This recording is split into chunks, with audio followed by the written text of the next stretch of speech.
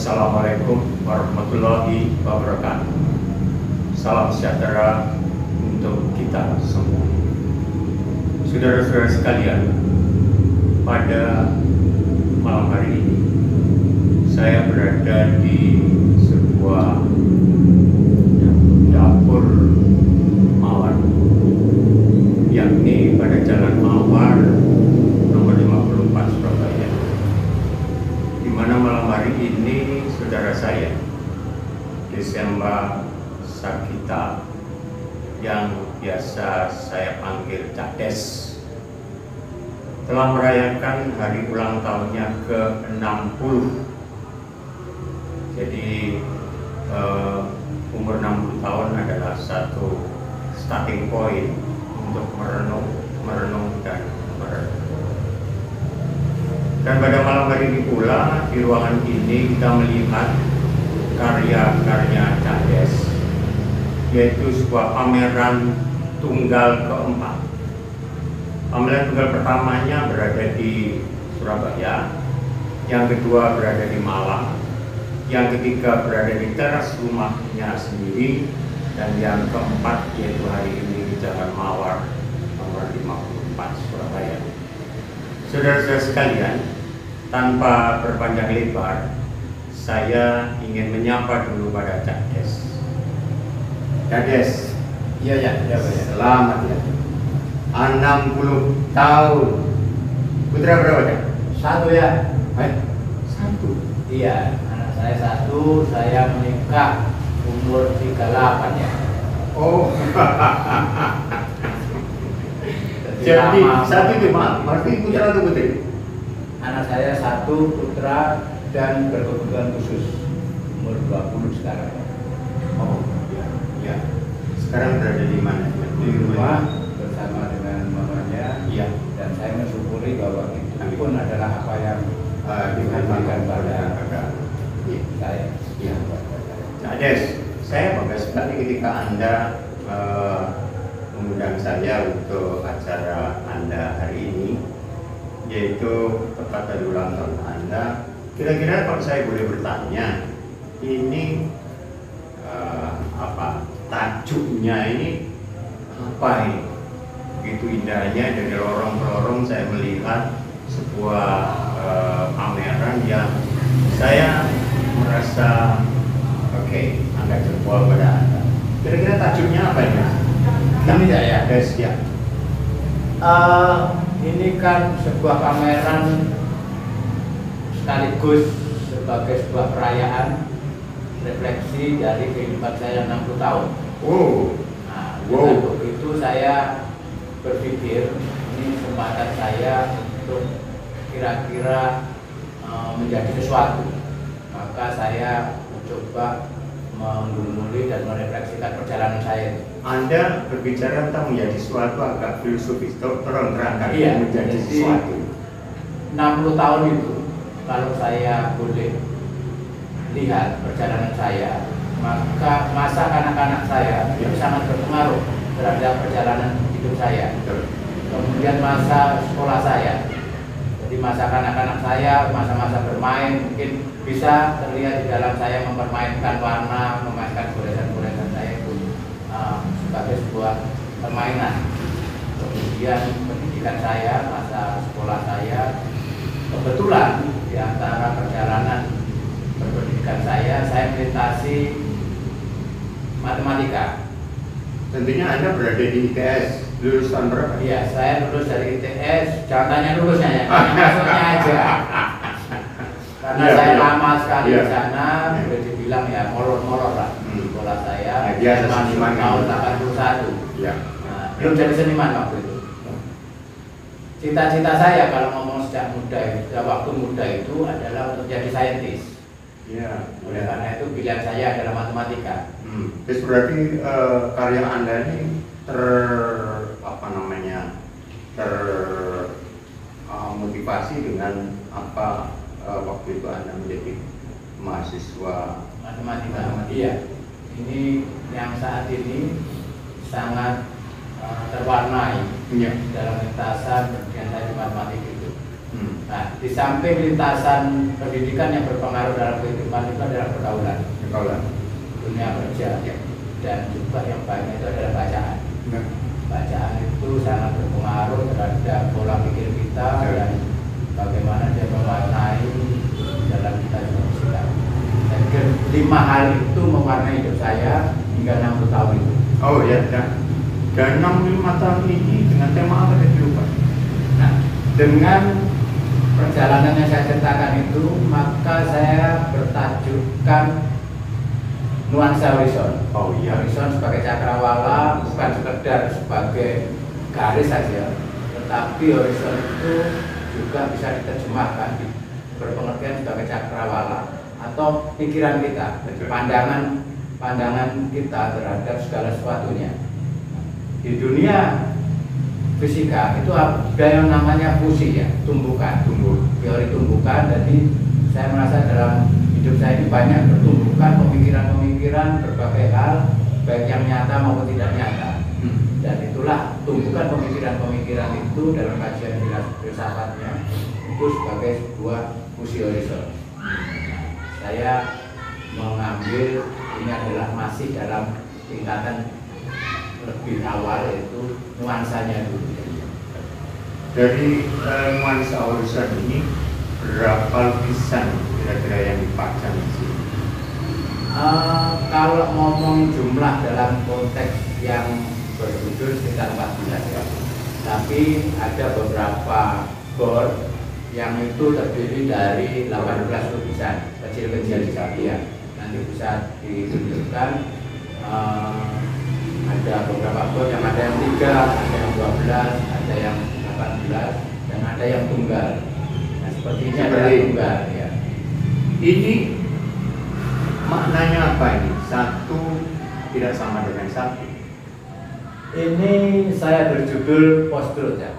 Oh, Logika umum itu satu ditambah sama dengan satu. Dimanapun, kapanpun, satu sama dengan satu. Itu adalah benar ya. Itu adalah sebuah realita matematis, seharusnya selalu begitu, itu logika umum. Tapi sebetulnya benar saja tidak cukup, harus baik. Jadi dalam hidup ini kita sebetulnya dituntut untuk mengorientasikan diri benar dan baik. Nah, namun ketika memasuki di dunia seni tidak cukup juga. Benar dan baik, atau sudah benar kemudian baik, tidak cukup juga. Dalam konteks kita berkesenian, saya berkesenian, maka juga harus indah. 3 hal ini, baik, benar, baik, indah, itu angel ya. Nah, dalam orang Jawa kan sering dikatakan benar belum tentu pener. Iya. Ini Anda mencari yang penernya ya. Ada benernya juga gitu ya. Nah, Cades, apa sih kebahagiaan Anda di dalam Anda menciptakan karya yang bernuansa filosofis? Di pameran saya pertama ya, saya waktu itu bertajukkan tentang Eureka di jalan ini. Itu sebuah pergumulan yang cukup serius ketika saya menentukan bahwa ini adalah itu seni mayornya di seni rupa ini. Anda tentu tahu juga saya bermain teater, saya juga berpuisi dan juga bermain monolog, tapi mayor saya di seni rupa. Saat saya menentukan Eureka, ini jalanku, saya itu terinspirasi dari Archimedes yang menemukan tentang ilmu kegagalan massa itu. Bagaimana dia gembiranya menemukan sesuatu, dan saya bergembira dengan penemuan bahwa pengambilan sikap bahwa ini adalah jalanku. Kemudian berjalan 4 tahun dengan bertatih-tatih saya di dunia rupa kesenian ini, ya kadang-kadang sepi dan perlu hal banyak yang harus tidak mudah sebetulnya untuk hal ini. Tapi bulan yang lalu. Sebenarnya persiapannya, keinginannya lama, tetapi kalau menemukan itu masih beberapa bulan yang lalu. Saya merasa tenang ketika saya bisa menerima kapan saya atau karya mana itu adalah melukis untuk roti. Nah, dalam historis religius saya bahwa hidup ini tidak cukup dari roti tapi juga dari roh. Nah, yang dari roti itu maksudku saya melukis untuk kehidupan dapur rumah tangga saya ya, pesanan-pesanan, potret dan lain sebagainya itu saya lakukan dan dulunya saya merasa wah, kenapa nggak nyaman gitu ya, ini bukan sebuah karya seni, tapi akhirnya saya bisa menerima bahwa itu anugerah dan saya cukup lama belajar tentang anatomi dan lain sebagainya. Mungkin nanti bisa dilihat karya-karya potret saya, itu sebuah perjalanan dan saya harus syukuri itu adalah melukis untuk roti. Bahasa Solo boyoane ya, berasisme ya, iling ya, jadi gambar, kesenian untuk beli beras ya. Ini mungkin yang sampai pertanyakan, gambar-gambar ini kan tidak termasuk itu, yang lukisan ini kan tidak termasuk. Ini yang saya katakan, saya melukis untuk hati ya. Nah, saya melukis untuk hati. Artinya dengan begitu, ya itulah hidup. Ada yang saya melukis untuk roti dan saya saat ini melukis untuk hati dan ini yang ya salah satu yang saya senangi sebetulnya hari ini postur ini. Saya katakan tadi itu kan logika umum satu sama dengan satu, kapanpun dimanapun harus begitu. Tetapi kita melihat gejala saya ini ya. Saya yakin jenengan yang nontonnya lebih bisa memahami lah dari kondisi sosial politik sekarang yang carut marut, ketidakbenaran bisa diplesetkan, bisa dimanipulasi dan lain sebagainya. Sebuah ketidakbenaran diulang-ulang menjadi kebenaran. Nah, itu saya refleksikan satu tidak sama dengan satu. Kira-kira gitu ya. Kembali ke pemikiran Archimedes tadi, saya tertarik. Bukankah Archimedes itu mengatakan bahwa benda yang dijalankan dalam air mendapat tekanan air juga? Iya, itu makanya itu yang ketika dia mandi, dia masuk bak, airnya tumpah keluar, dia langsung teriak, Eureka. Yes. Nah, persis itu peristiwa Eureka itu ya. Dia merasa menemukan. Nah, 4 tahun yang lalu ketika saya pameran pertama itu suasana hati saya seperti itu. Apa tidak seperti Sisyphus? Ya, ini dengan mendorong batu turun kembali, didorong batu, dan itu adalah kreativitas. Kreativitas. Saya rasa jenengan juga ngalami. Yes. Bahwa perjalanan itu kita punya mau dengan tenaga kita mau naik. Hanya kita jatuh belum lagi.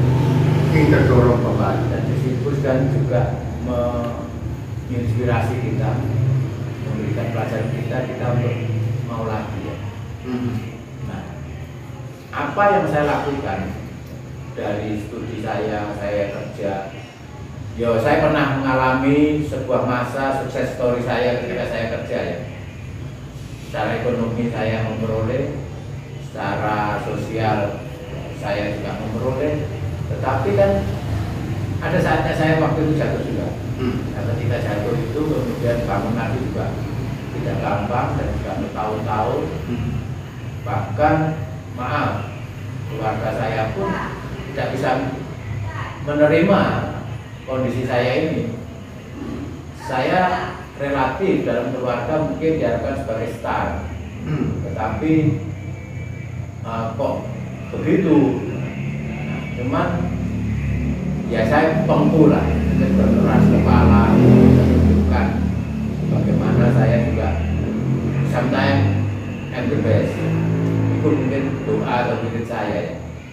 Dan itu ya harus diupayakan. But now you are the best. Thank you, Kak. Thank you, Kak. Thank you. Jadi, ya ini doa, ini doa. Kak Des. Ya ya. Nuansa horizon. Indah banget.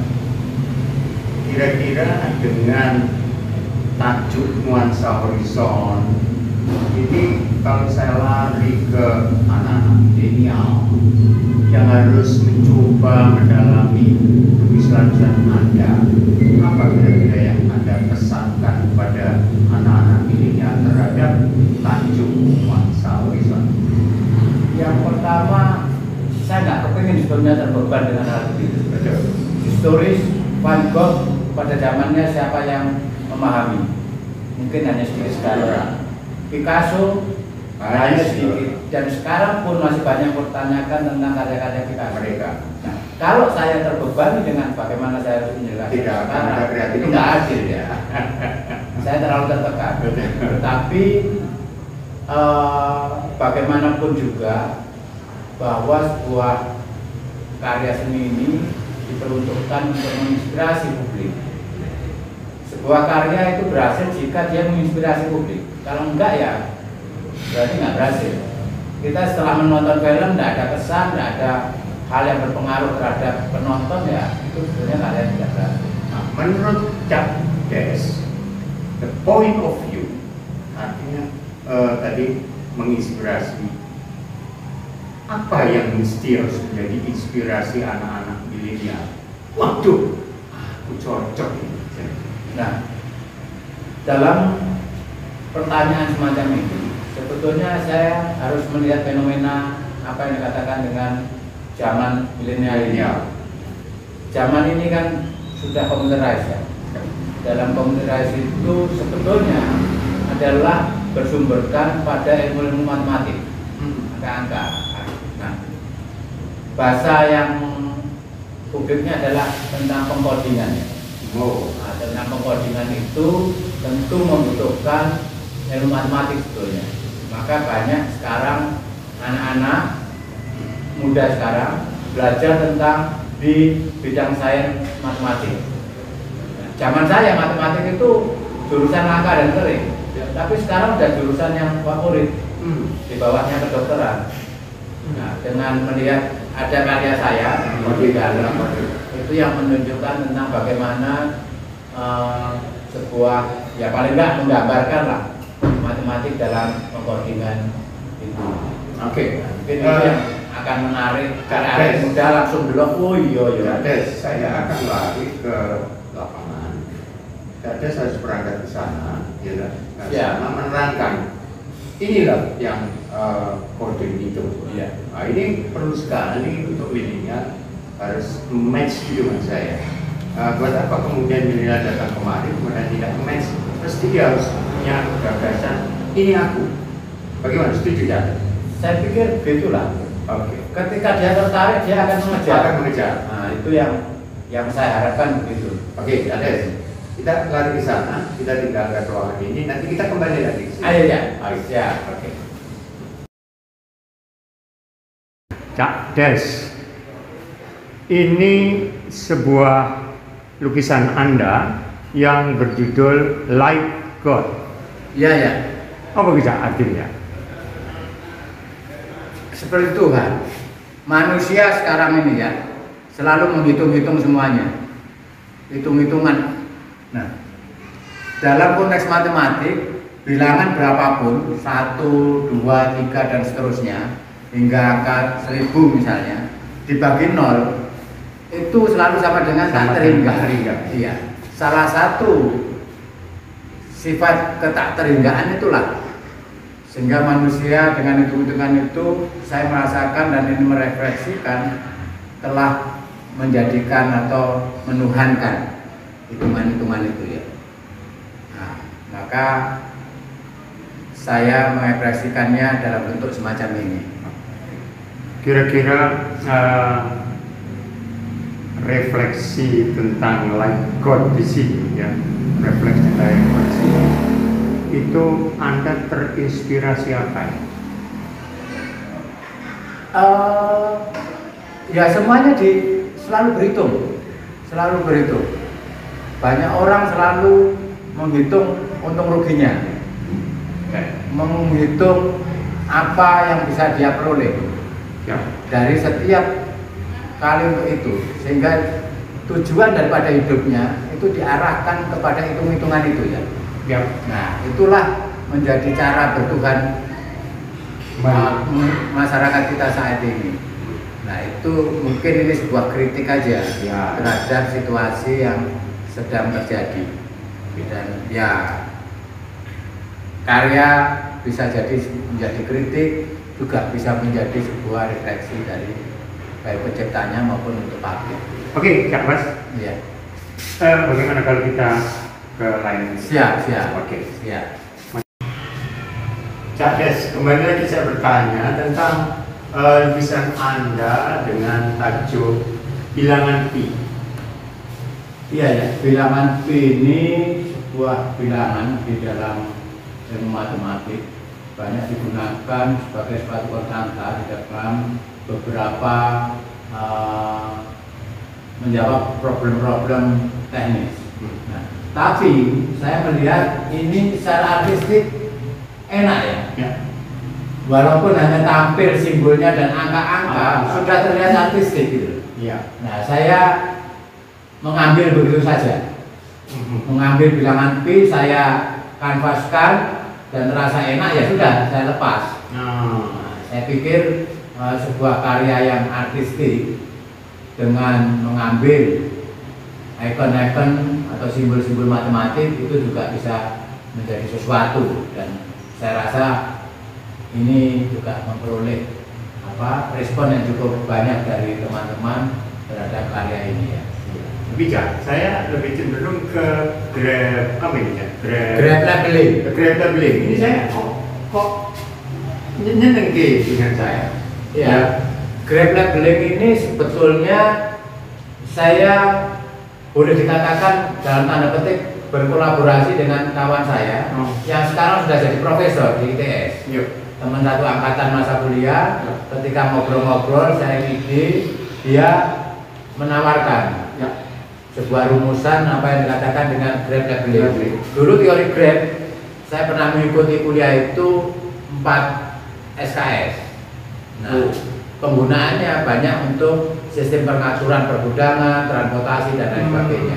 Nah, ini juga sekarang banyak digunakan dalam bagaimana membuat pola-pola dari persoalan-persoalan yang ada itu kita kenali. Yang ini ya, hitam itu ya. Yang tulisan putih itu di atas hitam itu, nah itu adalah pengkodingan ya. Nah, ini yang sekarang banyak dikejar oleh teman-teman milenial ini, bagaimana melakukan pengkodingan terhadap persoalan-persoalan yang dihadapi itu secara matematik, kemudian secara mekanis di computerized itu ya. Ini maka saya sangat menjadi harus belajar lagi saya tentang matematik itu, di samping juga saya harus bagaimana mempercantik itu di dalam artistiknya. Oke ya. Maka jempol saja. Ya. Bisa tunjukkan yang lain. Terima kasih ya. Saya bisa yang lainnya kalau melihat karya-karya yang saya saya lukis. Oke ya. Kita lanjut. Kades. Iya ya. Saya tertarik dengan lukisan Hasrat Berpuasa, di mana ada satu panel ini terdiri dari 23 lukisan-lukisan kecil yang dalam satu panel. Ini tolong Kades terangkan di apa ini? Ini operator matematik ya. Ya. Jadi tanda-tanda matematik atau simbol-simbol matematik yang menghubungkan variabel lain dengan variabel lain. Dari simbol-simbol itu saya terpikirkan semacam sebuah hasrat berpuasa. Misalnya 4 Kali kita kalikan 2 menjadi 8 sama dengan 8. Artinya ada kuasa mengalihkan itu. Ada kuasa untuk mengurangi, ada power. iya, ada hasrat untuk menambah, ada hasrat untuk membagi, dan seterusnya ya. Ada hasrat untuk menjumlahkan semua, hasrat untuk mengecilkan yang itu lebih kecil, ini lebih besar. Semacam itu yang saya tangkap dari simbol-simbol ini. Nah itu, maka apa yang ada ini kemudian saya mencoba untuk supaya kelihatan artistik lah. Supaya kelihatan artistik, saya tampilkan ini menjadi masing-masing satu bingkai dengan tampilan yang satu bingkai ini kemudian bergabung dengan yang lainnya masih tetap artistik. Itu jadi ada kelegaan juga dalam melihat karya ini. Gitu ya kira-kira. Hasrat berpuasa. Hasrat berpuasa. Ya, kita senang banget dengan panel ini. Wah, dikata ini bisa apa namanya, saya tertarik banget puasa, bisa ramai. Justru yang saya pikirkan, ini yang jelas, ini bukan saya yang pantas. Iya, betul. Cak Tanto, orang hukum, orang yang banyak belajar politik, ke masyarakat, filsafat, pasti lebih bisa menjelaskan apa yang saya itulah mungkin saya. Kalau Cak Tanto tertarik, berarti aku telah sukses menginspirasi. Seperti itu ya. Terima kasih ya apresiasinya. Kita kembali ke tempat yang tadi. Oke ya, matur nuwun ya. Saudara-saudara sekalian, tibalah kita sampai pada penghujung wawancara ini dengan Cak Des, dengan sebuah karya yang besar yang bertajuk Nuansa Horizon. Cak Des, pada pertanyaan terakhir ini, kira-kira apa pesan dan kesan atau satu keinginan Anda terhadap masyarakat penikmat lukisan atau karya Anda? Saya merasa ada sebuah kebutuhan, yaitu kebutuhan untuk kebersamaan ya. Kebersamaan untuk saling mendukung, untuk saling menguatkan, bagaimana kita berproses. Ya, kita merasakan dalam perjalanan berkesenian itu banyak kesulitan-kesulitan, banyak kesusahan-kesusahan. Kalau itu kita berjalan sendiri. Oleh karena itu, dalam spirit untuk bagaimana kita untuk saling mendukung, untuk saling menguatkan, membuat karya-karya ke depan itu lebih baik, dan kita juga diperhadapkan pada kemajuan-kemajuan dengan teman-teman yang dari daerah lain. Saya pikir siapapun teman-teman dari Surabaya, kita harus dorong untuk kemajuan dalam berkarya itu, kita maju bersama. Terus gak wayah kira-kira, kita harus kembali ada kemauan bersama untuk ayo maju bareng. Saya pikir itu yang menjadi semangat saya untuk kedepannya. Salut ya. Makasih ya. Saudara-saudara sekalian, demikianlah kita ngobrol atau bincang dengan Cak Des, seorang pelukis yang cukup punya nama dan sekarang telah memamerkan sebuah karya-karyanya dengan tajuk Nuansa Horizon. Assalamualaikum warahmatullahi wabarakatuh.